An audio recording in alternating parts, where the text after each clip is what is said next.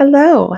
Would you like to introduce yourself? Sure. My name is Lynn Mast, Lynn with an I, Linn, Mast, and I've been practicing here in Medina since 1977.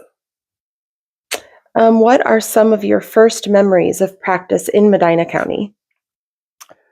When I first came to Medina, there was one ophthalmologist who practiced here just a couple days a week. He actually lived in a suburb of Cleveland and used to drive down here for 2 days, and he had an interesting scheduling system. He had two appointment times. One of them was at 7:30 in the morning, and the other one was at 1 o'clock in the afternoon. And if you got an appointment, called his office and made an appointment, you got an appointment for one of those two times. Then all the people who had an appointment at 7:30 showed up, and whoever got there first was the first one to be seen. So you could have an appointment at 7:30 and not be seen until 12:30. So we started off with giving individual appointments at specific times throughout the day. And from the time we opened our office in 1977, we were busy from the first day, which was kind of obvious for that reason. Oh, wow. What changes at the hospital made the most impression on you? When I first came in 77, the emergency room was down in the basement of the hospital, and it was less than ideal. It was a definite basement, and as far as ophthalmology was concerned, they didn't have any slit lamp, magnifying glasses, anything at all like that. And I got called in for almost every eye case that came to the emergency room because I was the only one that was here full time. And we didn't have a whole lot of equipment there, so we managed to work on trying to get that. The changes that they did, they bought a slit lamp, bought other equipment so that we could finally examine people. What major changes did you witness in your specialty? There were a lot of changes. Actually, in ophthalmology, there have been some significant changes over the years.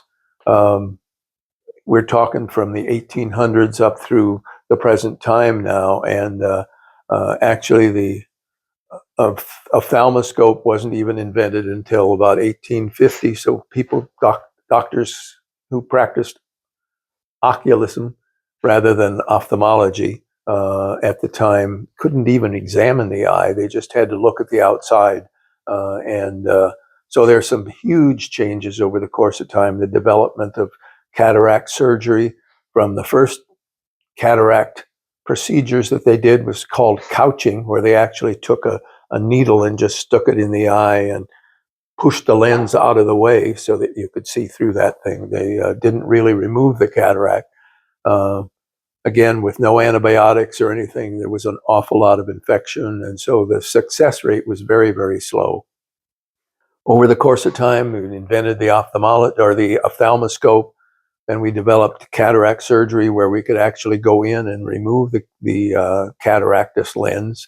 Then we've had all kinds of changes over the years with instrumentation, the development of first intracapsular, that was taking the entire lens out, then called extracapsular cataract extraction.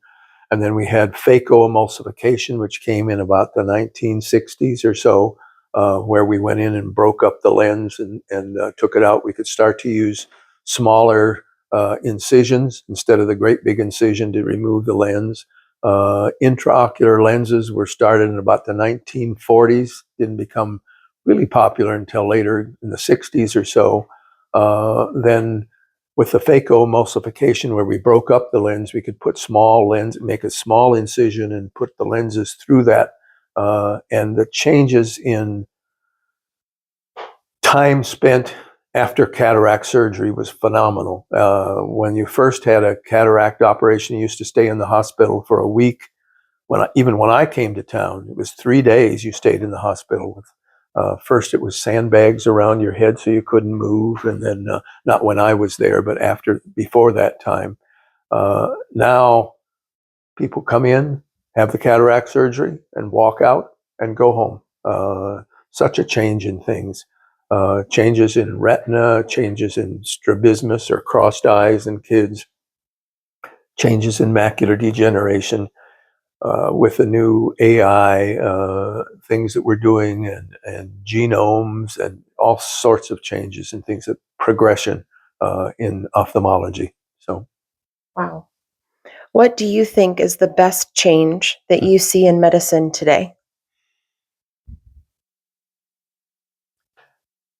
with all the progressions that we've had with antibiotics and insulin and all sorts of things, but the best recent change probably, and this is strange, is the development of the electronic medical record, which allows us to access all the information about a patient no matter where they are. You can be traveling all across the country, all around the world, and still have available all the background information on every patient, which makes it much easier rather than starting to see a patient de novo with no information whatsoever. There's some drawbacks to that, but as long as it's used properly, it's probably one of the best things that I think we can find. Of course, the development of AI and genomes and all sorts of things also add to that. On the other side, what is the change in medicine today that saddens you the most? I think probably the biggest change is the shift from the practice of medicine by physicians. It's becoming a big business now, the business of medicine. We've lost, I think, the personal touch for medicine, individual, looking face to face with with people and taking care of them personally, knowing them on an individual basis. That's sort of been lost, I think, now that doctors are employed by all sorts of large companies and have to meet timelines, seeing only 15 minutes to spend with a patient. I think that's been a sad thing.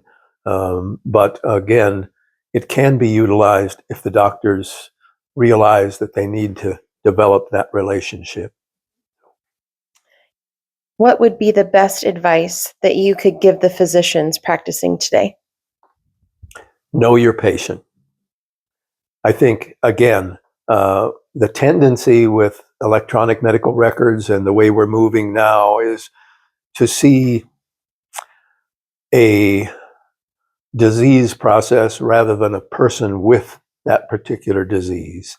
And I probably would say, learn to know your patient, look them in the face, know who's sitting in your exam chair, and don't just think of them as a problem to be solved, but a person who has a problem that you want to help through their difficult times.